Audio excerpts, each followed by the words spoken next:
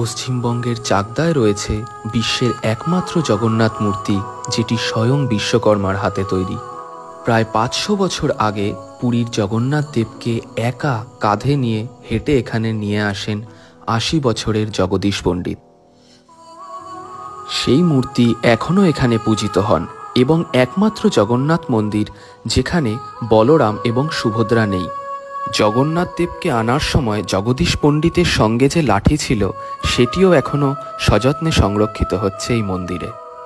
বহু কিংবদন্তি প্রচলিত রয়েছে এই মন্দিরকে ঘিরে। এখানে এখনও সেই কুয়ো রয়েছে যার জল দুধে পরিণত হয়েছিল। এই স্থানেই ছিল সেই বকুল গাছ যাতে কদম ফুল আর আম হয়েছিল। একটি আম গাছ এখনও রয়েছে যার দুই দিকে দুই ধরনের আম হয়। এসব দেখেই বোঝা যায় আমাদের পূর্বপুরুষেরা হর্টিকালচারের গ্রাফটিং মেথডে কতটা উন্নতি লাভ করেছিলেন। পাশেই রয়েছে জগন্নাথ দেবের স্নানযাত্রার জায়গা, যেখানে একসময় গঙ্গা প্রবাহিত হতেন।